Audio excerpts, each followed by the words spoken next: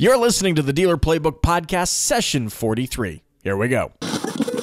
You're dialed in to the Dealer Playbook Podcast, where it's all about winning auto dealer strategies that deliver proven results. And now your hosts, Robert Weissman and Michael Cirillo.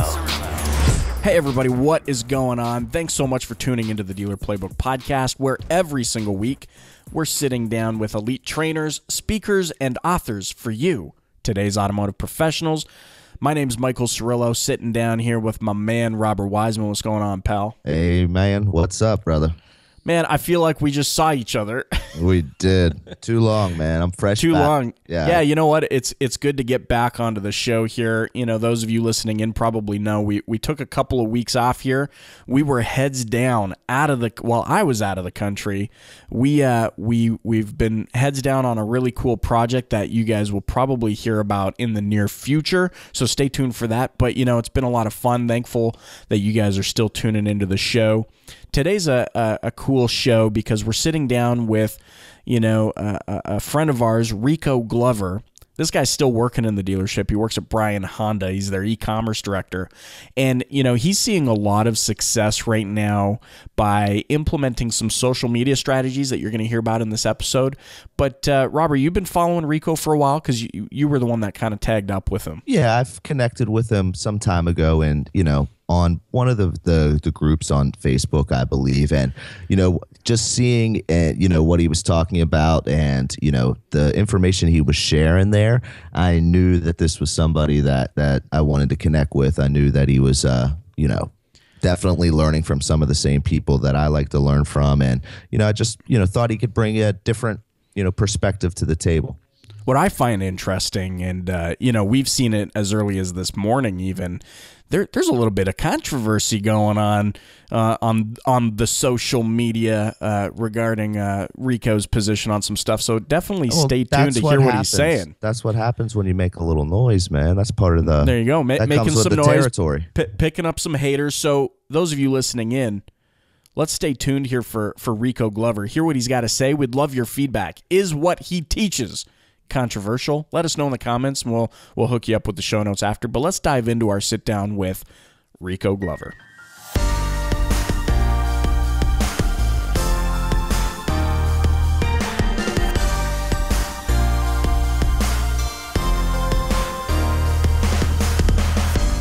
And we're sitting down right now with the e-commerce director at Bryan Honda. This gentleman's been described as the social media Superman, and he's been featured on the cover of, I think, the current Auto Dealer magazine. We're sitting down with Mr. Rico Glover. Rico, thanks for being on the show with us today. Thank you guys for inviting me. I appreciate the opportunity to speak. Absolutely. I feel like we're best friends now, man. We know each other so well.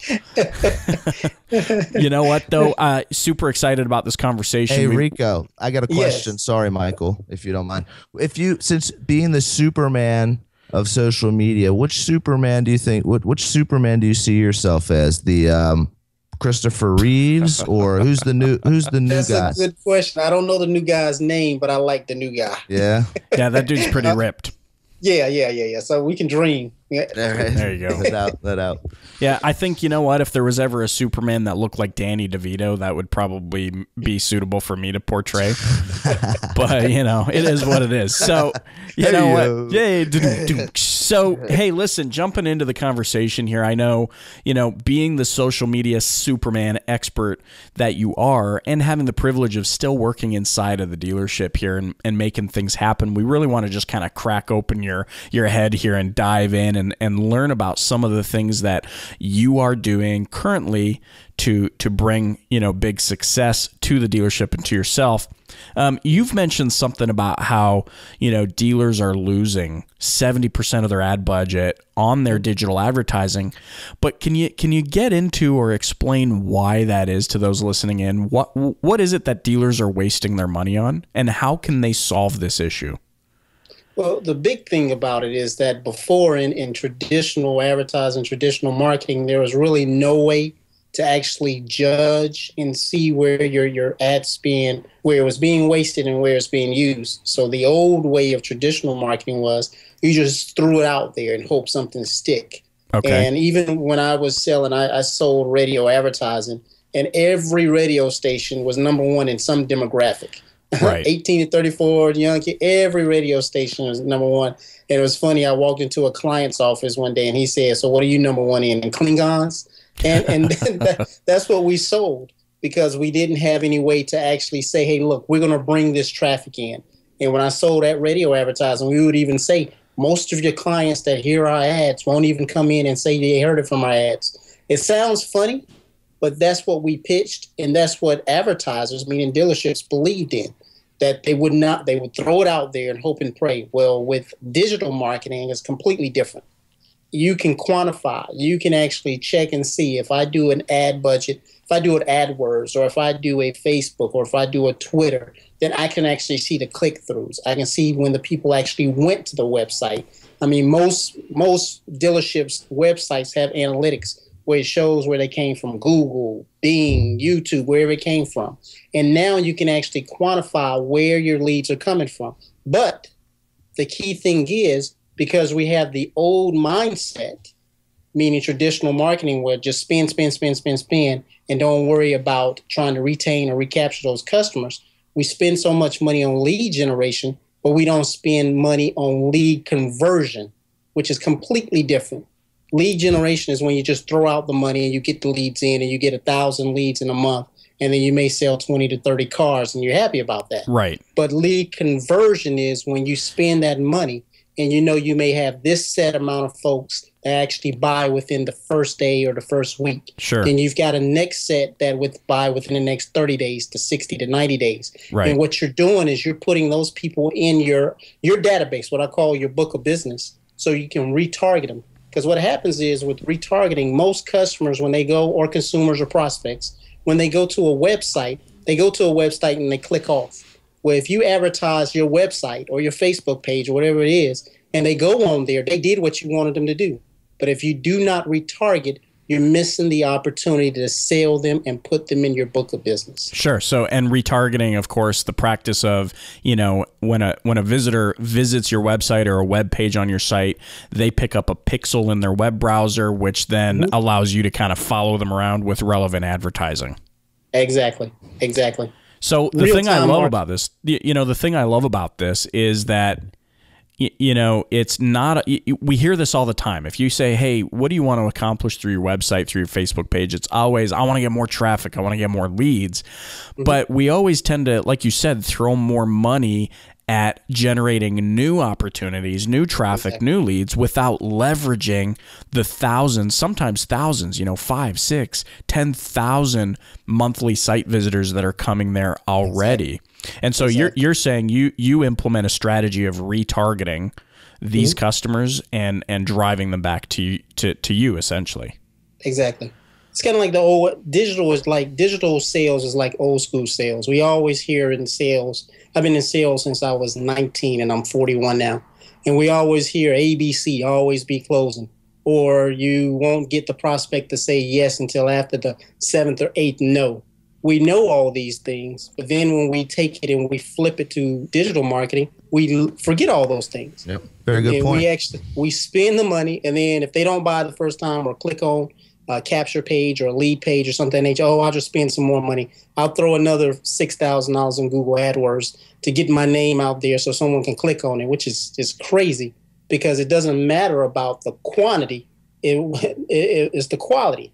And if you're not able to convert, when I first got started in digital marketing, my company that I actually developed was called 1, Get Found, 2, Convert, 3, Analyze. And I got that from one of the greatest digital marketing companies out there. And what that 3-step, if anyone can just remember, get found, convert, analyze. And what that is you're found on whatever platform, Twitter, Facebook, social media, whatever it is. So you're found. Then what you want to do is you want to convert that prospect from a prospect to a client. And then what you want to do is you want to analyze. You want to analyze the steps that got you from getting found to converting, analyze it so that you can start tweaking it. And all that 3 little step will save you a lot of time, a lot of energy, and increase your sales. Get found, convert, analyze. That's the beauty about doing business online.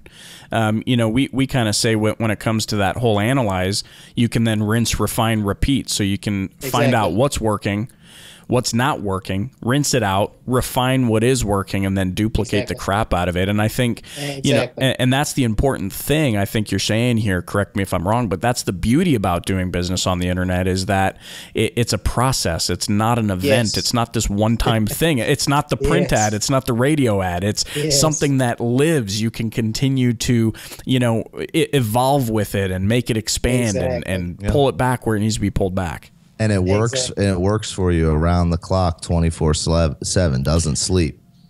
And the great thing about it, just kind of chiming in with what you guys say, with newspaper, radio, TV, when I was doing radio, I never had a customer, because I worked on air before I started working in sales. I never had someone call the radio station and say, hey, can you play that commercial one more time? That was hilarious. I want to share it with a friend. I never had that happen. Never. And I did radio for almost 7 years out of my life. But if you create great content, and even that message is an ad, people will become your greatest advertisers. They will share it, they will like it, they will retweet it, and they become what we call a raving fan. Because there's a couple different people when you're looking at social media in general that actually helps you generate sales. You got lurkers. Lurkers are people that will never, ever, they'll never comment, they'll never like anything, but they listen to everyone else. So you got lurkers. Then you got, when you eventually get a fan will like, but they won't go too crazy over it. And then you've got those raving fans. They'll tell everybody, share everything, pump it out. They'll be your best advocate. Every time you put a post, they put a like on there. But the crazy thing about it, statistically, they said that the raving fans, the people that actually like, share, and things of that nature, it's only about 30% of those people that are on Facebook, Twitter, LinkedIn, whatever social media you're doing, that will do that. But that 30% actually influence the 70%, because the 70% don't know it's 30%. They just see all these people commenting, liking, and sharing. They think everybody's doing it. So a small number, that 30%, your raving fan, controls 70% of your prospects. So you really want to know how to get to those folks. You really want to know how to talk to them so they'll share more of your stuff. Love it. So on the topic of content here, because I mean, it's no secret we're big on this topic. What is your formula for kind of creating these raving fans through content? Mm-hmm. What I do is I do target marketing, and what I mean by that is that, let's say, for example, if I put like recently, I work at Bryan Honda, of course, Bryan Honda in Fayetteville. So we're a Honda dealership.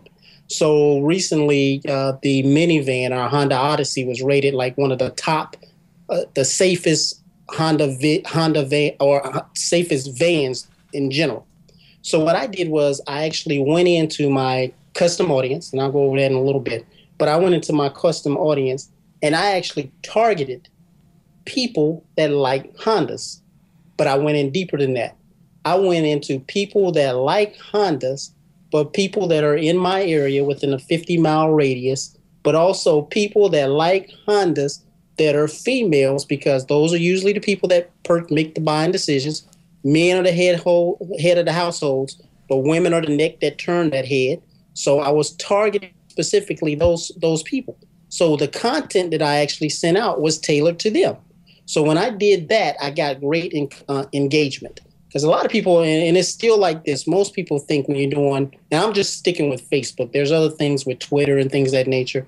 But in Facebook, I see it still to the day. I was looking on Facebook and someone said, can you like my page? Now, of course, you want to get people to like your page because then Facebook gives you analytics and things of that nature. But most people don't understand is that that's not Facebook's number one form of seeing if your page is relevant. Their key, it goes into these steps: engagement, share, then like.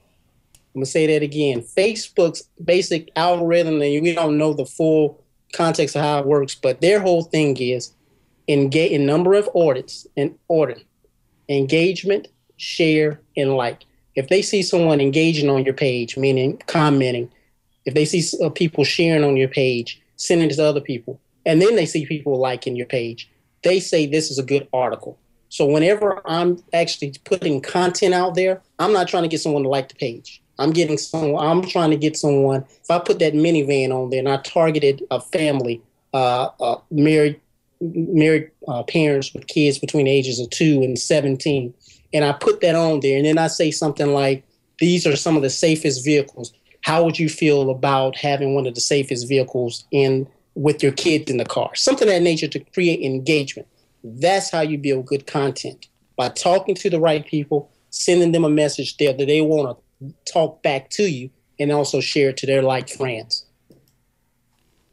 Okay. So custom audience, just touch on that a little bit. What, just for anybody that's dialing in right now, isn't up on it. Custom audience is one of the best things created in marketing. It is absolutely, it's something that every e-commerce, BDC, EBD, ABC director needs to know. When you go into Facebook, there's a section in the back in which start doing your ads managers, and you can use the Power Editor or the traditional one. But basically what custom audience does, it gives you the opportunity to advertise and market specifically to your fans. And when I say your fans, meaning whatever product or service you have, people that like your product and service. So unlike traditional advertising, you're not blasting it out to everyone. And what I tell anyone I'm sitting down and I'm speaking to a dealership specifically, I tell them to take their database. Because most of them, you can export your email addresses and phone numbers. And Facebook has it where you can actually break it down and you can separate it by email address, by telephone number, or the ID. And most dealerships don't know the Facebook ID, but they do have their clients or prospects' telephone numbers, and they should have their email address. And what it does, it gives them the opportunity to upload it into Facebook. Now, Facebook doesn't share that information, or at least that's what they say. They don't share that information, and you won't be able to go in there and see which of your clients clicked on an ad, because it's all jumbled up in there, and it's just, this is your database. But what it does is gives you a focus on advertising. So instead of sending your ad to people in Japan or China or Asia or something of that nature, you upload your database. And let's say you have, with me, I'm going to use, for example, my Pilot customers. I got customers that have bought Honda Pilots in the last 4 years. I can actually, in my CRM system, get that database, export it into my Facebook and Twitter. Twitter has the same options too. They don't call it a custom audience. They call it something different. I can't think of it right now. But you can upload them into both formats. And now you can specifically send messages and ads to your customers who own Honda Pilots 4 years ago, and they think they're seeing it all over Facebook. But it's just targeted towards them. Yep. And so on the dealer end, they can just go in, no matter what they're carrying, filter their search list, get every owner from a 2000, let's say they bought a brand new car 4 years ago or something from them, target that list, even a particular car like an Accord or Sonata, boom, then target custom content that's directed to them to appeal to them. Exactly. Awesome. And see, that goes into engagement too, because what happens is when you do it like that, and I'm big into segmentation, when you do that and you send a customer, like you just mentioned, let's say it's a Honda Civic, and you put them in your custom audience, when you send an ad talking about the Honda Civic or maybe the new Honda Civic that's coming out, those folks are more likely to engage, share, and like, which is going to increase your engagement with Facebook, which is going to give you a better look to Facebook, which is going to lower your cost per point. So it all relates in one. A person that owns a Civic and a person that owns a Honda Odyssey are two totally different people. So why would you send the same ad to two totally different people? Yeah, and I mean, what a novel idea, right? Speak to people about the things they care about and then get rewarded by spending less and then, putting your message in front of the right audience to begin with. Now, correct me if I'm wrong, but when you look at, this aspect of Facebook advertising, you can't really get this deep with your AdWords, can you? No, and some people will argue with me. I was a Google agency partner and love Google, still love Google to death. I mean, they changed the world. Advertising's been done. I mean, no questions about that. But just for me, when I was looking at my budget at our dealership, I had to look at how much I could spend on digital to get it started. And Google, even though you can get into the analytics, you really can't talk unlike with Google AdWords, you can't talk to your prospect in real time. Yeah.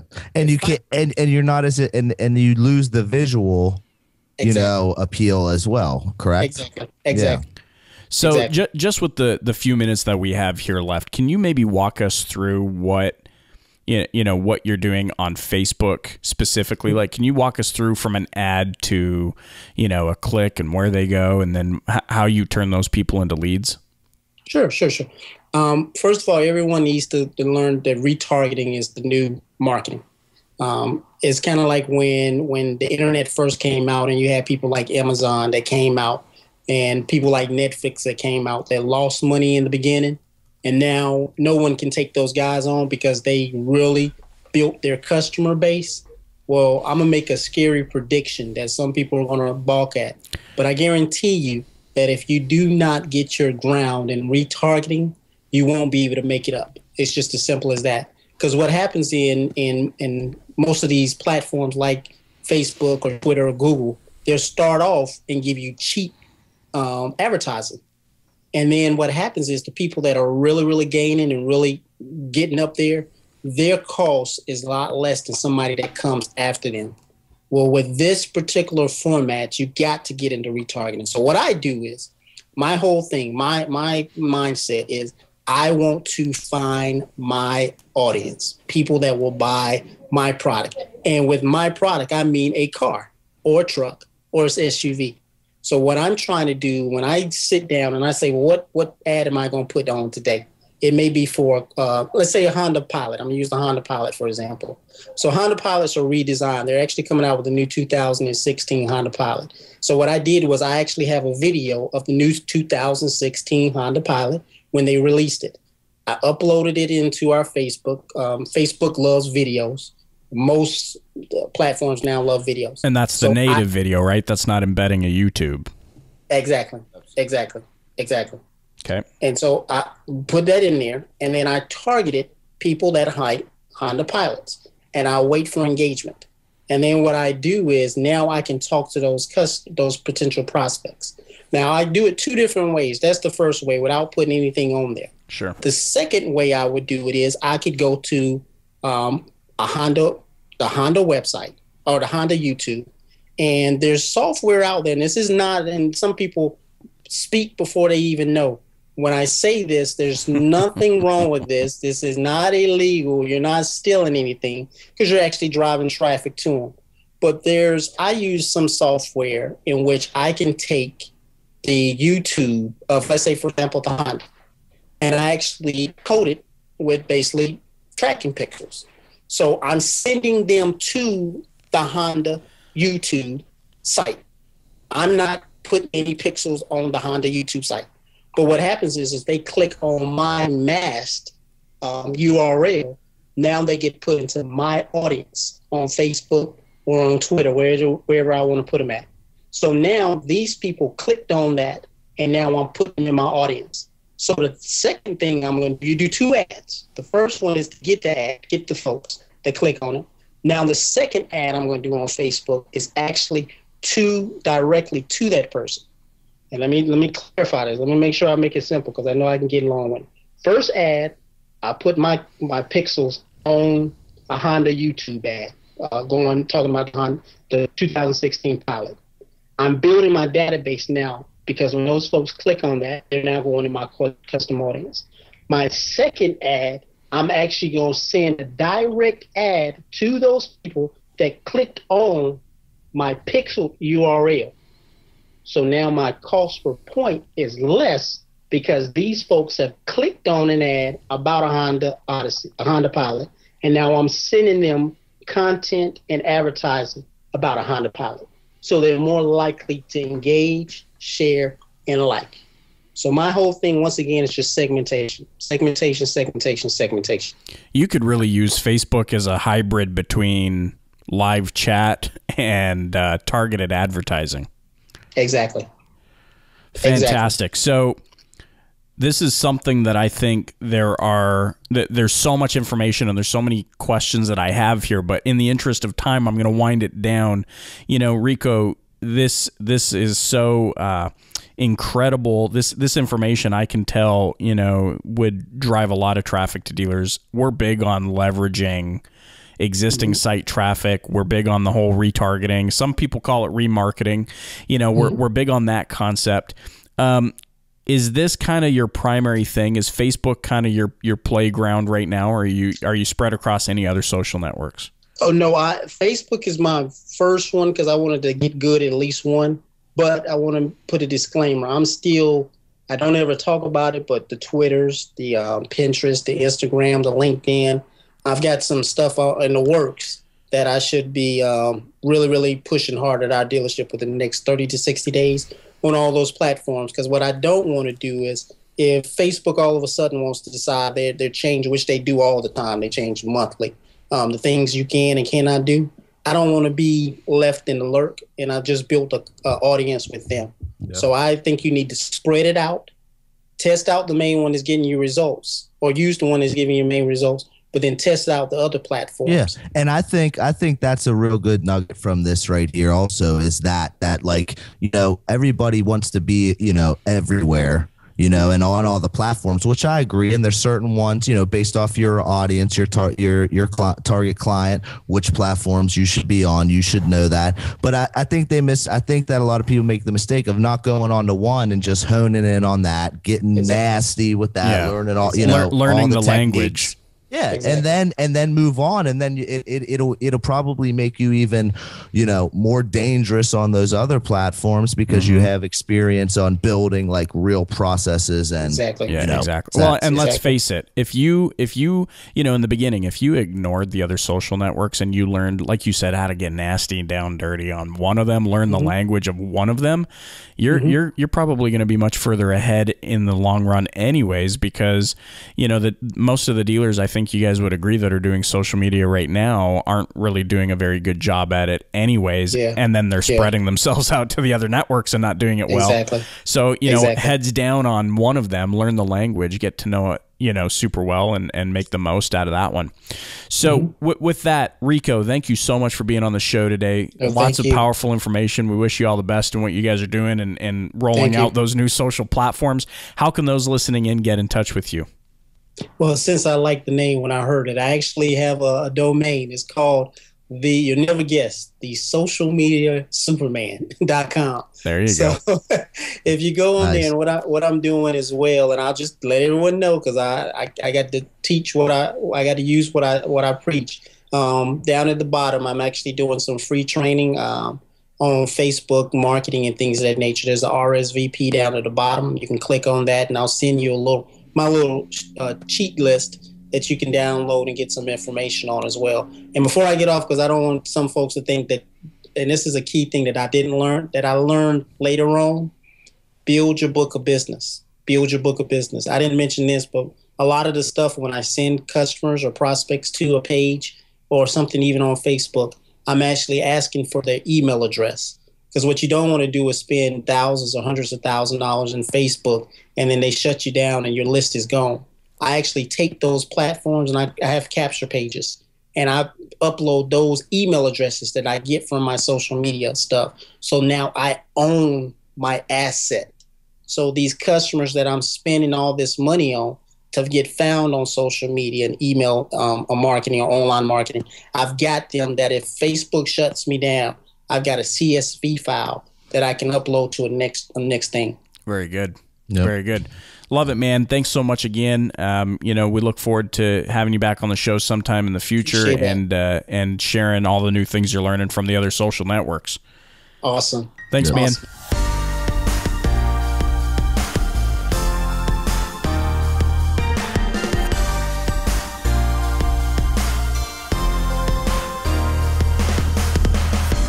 And there you have it. That was Rico Glover, e-commerce director from Bryan Honda in Fayetteville, North Carolina, and also the cover boy, you know, for the Auto Dealer magazine. Yeah. Yeah. So what'd you think, Michael? You know what? He had some cool insights there. I think anytime you can hear it from somebody who's in the dealership and implementing the strategies that they talk about, that's really, I think, where the power happens, because, you know, he's not keeping it secret. You can get in touch with him and find out what kind of results that he's getting. And I think that's really the most crucial aspect of this. Like we talked about in the intro, right? He's picked up some haters. He's on the cover of Auto Dealer magazine. He's being called the social media Superman. And, you know, I think that's for a reason. There's merit in that. I like what he had to say. I like the concept of retargeting and what he's using there. So yeah, I think the guy brings value.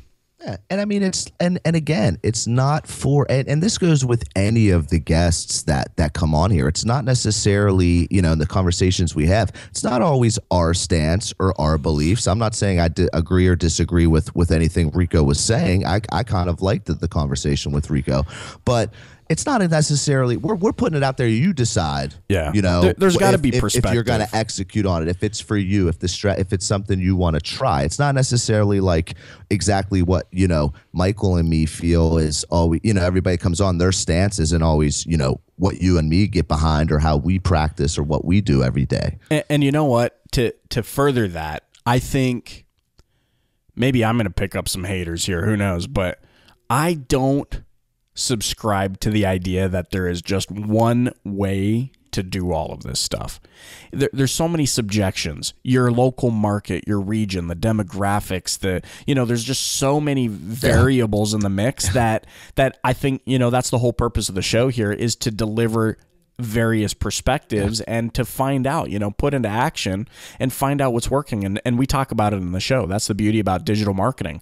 You can put something into action, acquire some intel, see if it's working. If it's not working, you refine it. Yeah, exactly. Yep. Or if it's working, you rinse and repeat, you know? Exactly. So, you know what? Those of you listening in, thanks for stopping by. Check out the show notes where we'll also link you up with Rico Glover. So if you've got any questions for him or anything, let us know. Comments in the show note, www.thedealerplaybook.com/43. And also, we want you to get your hands on our free ebook, 10 incredible insights from 10 incredible experts, some crazy cool aha moments that we've had on the show put together in an ebook just for you. So go ahead and check that out. Again, www.thedealerplaybook.com. And as always, we'd love your feedback on the show. So hit us up with an iTunes review, Stitcher Radio, SoundCloud. We'd love to hear from you. But until next time, thanks so much for stopping by, and we'll catch you later.